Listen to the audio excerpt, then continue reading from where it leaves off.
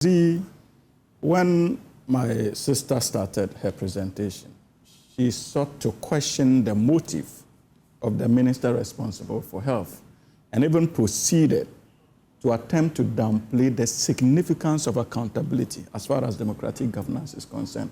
And I'm therefore not surprised that even in the last 8 years, the NPP demonstrated that they were averse to issues of accountability, and they are still doing so, even in opposition. And that is dangerous, because there were many issues that were calling on them, not just the NDC, but even those of you in the media. For answers, they simply decided not to. Now you have a regime that prides or that places premium on the importance of issues of accountability. And you claim, your assertion is that they are competing with the minister responsible for government communications to take his position, when the very platform that the minister responsible for health brought our attention to these issues was one organized by the minister responsible for government communications. No, the Government Accountability Series, MFA. That was the platform that was created. And it is an important platform for ministers to tell the good people of this country what they are doing in their various sectors. And the fact that the minister responsible for health was coming to meet the minister responsible for government communications did not mean that work at the ministry had to come to a standstill. So it is incorrect to assert that indeed, because he was coming to engage the press, he initiated certain actions and used that platform to justify those actions. Absolutely not. MFA, now to the substantive issue of the contract.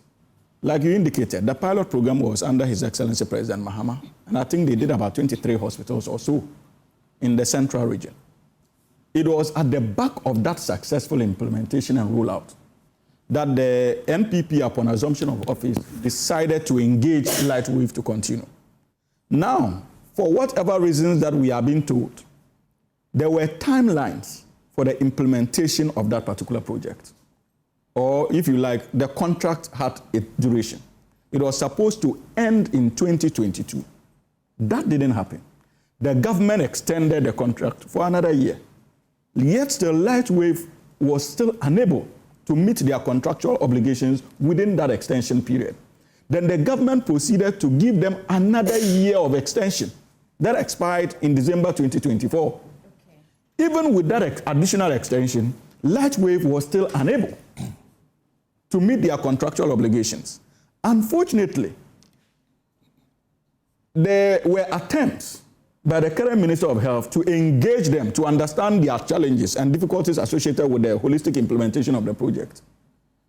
It was quite clear that the CEO or the brain behind it was at a point unwilling to engage and decided rather to use that particular platform to hold government to ransom. That was why the first report came that hospitals were having problems, because he was the only provider. He just went behind the scenes and decided to switch off the whole platform because he still has control. The nature of the contractual arrangement that the MPP had with him, he still had the backroom control. So even our hospital administrators do not have access to that backroom control. So if the guy is excited or sad, he can simply decide to sit in America because that's where he's based and switch off the platform and get the whole of Ghana to be in a state of confusion. But they've been explaining that they were unable to afford personnel to be manning the service for them because the government was owing them. That is not accurate. Even the former Minister of Health, Okoboy, is on record to have said that their own assessments of payments and audit of payments made to them, they came to the realization that they had paid them in excess of what they were due. That was not denied by Lightwave. This is not an NDC government official saying so. It is the former Minister of Health under the NPP regime. He made that open confession. And so, if you look at the contractual nature of the whole arrangement, if there are any questions to be answered, it has to do with former government appointees who were associated with the deal and who actually got us a deal to the extent that we were unable to have access to the backroom controls mechanisms of that particular software. Okay, I'm staying with you a little longer because I just want some answers. While I acknowledge accountability, I also have a question on if it's not broken, why fix it? Why not salvage the situation? Don't you want to break it up completely? It is broken.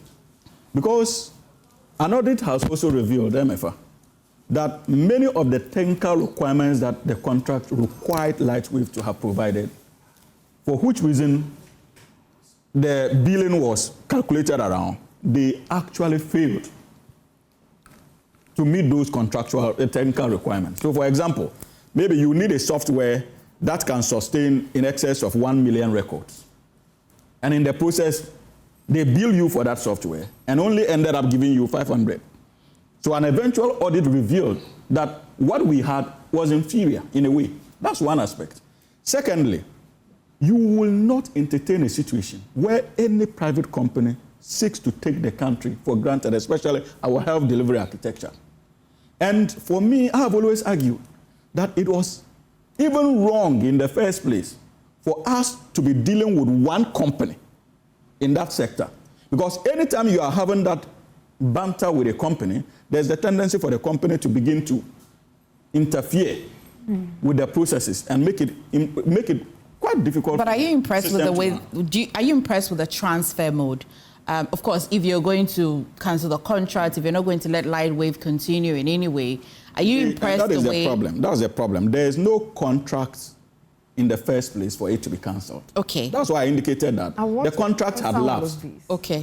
The contract had lapsed. So there's no contract in the first place. If we are to go strictly by the legal requirements as far as that contractual arrangement is concerned, there's no contract. That's one. Secondly, it is not this government that initiated the processes to terminate or to prevent Lightwave from going ahead with the implementation of the project. Indeed, it was Lightwave itself that decided to switch off the service. So government had no option than to look for ways to make do with the challenges that were coming our way as a result of the decision of Lightwave. So it was not the government that simply woke up one morning and decided that, look, Lightwave, switch off your service. Absolutely not. Actually, that's not my concern. Yes, Lightwave decided to switch off the service as a way of holding the government to ransom. And as a progressive government, the critical question you need to ask yourself is whether you would want to continue with such a relationship. And I don't think that MFI, you would agree. With Lightwave, that decision, you will agree with government. I don't think that you disagree with government, that the decision not to continue with them is one that is rooted in bad faith. Absolutely not. Okay. Prof, permits me, Nanaya permits me. I come back to you because you raise this concern. You have some responses. I think this conversation is absolutely about accountability. It is because I smell a rat with this situation that's going on. Maybe you have a flu. You're smelling wrong. No. I smell a rat and my antennas are very peaked on the back of accountability. That's exactly what this conversation is about. Because if you line everything that's going on up, it just doesn't add up. The only logical conclusion that can be drawn out of what is going on is that the minister just wants to change the contract for reasons he alone knows. When I said he was competing with Felix, what I meant was that in turning his ministry into a propaganda ministry. But usually when you are running the Ministry of Health, we expect that you keep your head down and get the job done. It's as simple as that. If he did that, he would have avoided the kerfuffle that this issue brings. There was an era where a minister for health under your regime was asked questions and he says he's not thinking straight. I don't know how that is equivalent to somebody deliberately wanting to run the Ministry of Health as a propaganda machinery, because that's exactly what has happened with Lightwave. Number one, I haven't seen any audits. Where is the propaganda? That is what So I'm going to come into that. I haven't seen any audit reports, just as Hamza said. When you say non-performance, what do you mean? Personally, I've worked with the LHIMS system. When it started with the teaching hospitals, I was in Konfanoche at that time. I was one of the first people trained on the system. So when I'm talking about the IT system, I know what I'm talking about. When you want to say that you would require different companies, that actually makes the system difficult. You can go and check the NHS of the UK everywhere. It is better to use one system because then you can network it. And that was the goal. That was what we were trying to achieve. So the company has gotten to, I think it's about 17%. And these are health centers, so those are the only facilities that are not covered. Let me stay with you. People like Dr. Kwame Sapone-Siedu have said that it's not about those who are providing the software service. If the country had a central net, a point where all of the data is at, then you can have different providers such as LHIMS, or you can have, say, Nanayao. That would mean the country would own the architecture for which is what everybody's asking exactly. for. But the new system is not a system that's created where the country is holding the architecture. No, what is happening is, LHIMS is out and GHIMS is in. Hamza, let me finish. I didn't interrupt you. No, I just need to provide you. No, let me finish. Please note it. Okay. No, write it down. It's just LHIMS out, GHIMS in. There's nothing new that has been changed. It's not the Ministry of Health or the government of Ghana now managing that infrastructure. I can tell you that I do not even believe this is going to be done better, because it's taken a long time, about 5 years, with a lot of tweaks to get to the point that we are. You asked a very important question. If it's not broken, why fix it? And it's something that is used in surgery all the time. The thing is not broken. Why do you want to fix it? It's only about 17% of facilities in this country under Ministry of Health that are not covered under LHIMS. These 17% are health centers. Like, all the big facilities are already covered under LHIMS. When I was in Konfanochi in 2018, that's when they started there. By the time I got to Ridge Hospital in 2020, they had also started the onboarding and then training staff there. It is a robust system that also integrates into NHIS. What it was doing was also reducing the amount of rejected claims we were having from NHIA, because before you are able to finish with that patient and save and send it off, it will ensure that whatever diagnosis you are putting in matches what NHIS requires. So the amount of rejected claims we were having even reduced. So what is the basis, what was the main reason why the minister is changing this contract? Okay. He tried to allege a lot of financial malfeasance. The same way he's going to GHIMS, and for whatever reason he's changing the system, it will also be audited, because, as I said, I smell a rat with this. There's no logical reason for changing it. The easiest thing to have done, if you are not satisfied with some of the way the contract is being executed, isn't the easiest thing to negotiate with them? But instead of now creating a system where our health records are in limbo. Right now, when you go to the hospital, when you go to Ridge, Konfanochi, Kolebu right now, they do not have your health records. Which is a problem, Hamza. That's what medication were you given last week? They are writing in exercise books, all because the minister wants to change from one. She's passionate about this because she's a doctor. She's experienced the system. Yes. Okay, and this is our final submission on this. First of all, it is not accurate that the terms of the contractual arrangement with LHIMS is going to be same with GHIMS. The most important thing about this particular initiative is that government of Ghana is going to have control when it comes to back-end room control mechanism of that particular software. And that is a significant improvement. Which then allows, would it allow other companies to provide? Eventually would pave the way for that other companies to come into that particular space. So that for the sake of our own control mechanisms as far as that particular enclave is concerned, it is important. Again, Doc, the reality is that nobody is downplaying the importance of such a system when it comes to healthcare delivery. Indeed, it is because the NDC government appreciated the importance of that particular system. That is why we piloted it in the first place and decided to engage Lightwave. Possibly at the time we had reached that conclusion, you and your party were miles away from the importance of such a software. So the NDC, or the government on this platform will not take any lectures about the importance of that particular platform, because that is settled. That was the reason why we engaged Lightwave in the first place. You were not the first government to engage them, we did. The contention is not about the importance or otherwise of it.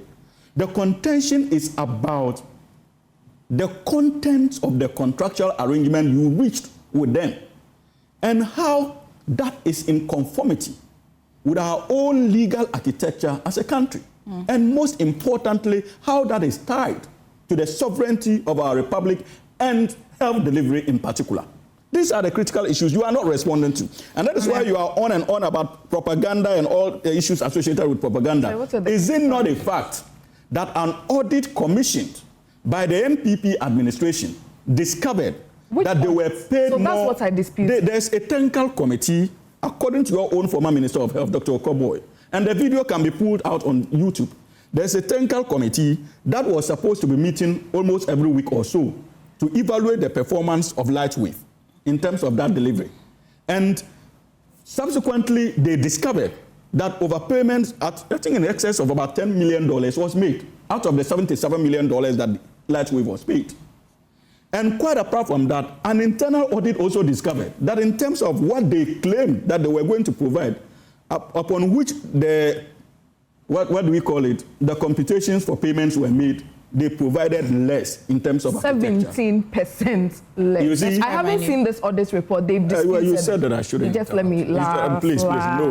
Let me laugh. The minister was ranting on health. You said you don't. So he knows both about of you have had your time. He knows about this. But let me. Both of you have had your time. No, I have just one question for the minister. I will interrupt. He was ranting on this on health, so he knows about this. That's relevant. That's a very. I'll let that question pass. What has changed, right?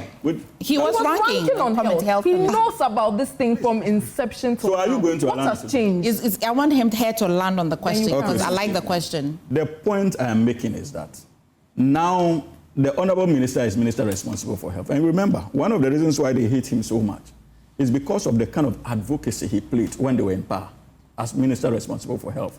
And you see, it's an important factor that eventually will contextualize this whole agreement. The NDC has no interest, if it is not that of the national interest, in deciding to end their contractual arrangement with Lightwave. Do you know the face behind that company? And the association of that CEO with members of this Mahama administration? Do you know? And these are some of the background checks you need to do. We are not talking about a stranger. So if there's anybody that should be interested in protecting the CEO of Lightwave, it should be the National Democratic Congress. What we are doing. But because we are concerned, please, because we are protecting the sanctity of our health systems and reverence to our own laid down rules as a republic, and most importantly, the ability to control our internal mechanisms to ensure that we deliver health in an acceptable manner. That is why we are willing to sacrifice the CEO and that company. If they were doing the right thing, it would have been in the interest of this government to protect him. Okay. Because he's a known face. Prof and Nanaya, they've been quiet. And so if there's any political propaganda associated with this unfortunate development, that is also another manifestation of the many bad policy decisions of the SOR regime. Then it is the decision to enter into that programmatic contract. And that is the reason why you should not be talking both of you about know your propaganda. Triggers. What is the problem? Both of you know your triggers and you use it very well. Okay, anything that's wrong with the Lightwave. So if you are claiming propaganda, if she's claiming propaganda, I would want to see what she's referring to. My question but because they are averse to issues of accountability, in her mind and in the mind of the NPP, any engagement with the media is one rooted in propaganda and trying to take away the job of the minister responsible for communication. I'm coming I think that you people must begin to respect the people of this issues of accountability. I want to hear.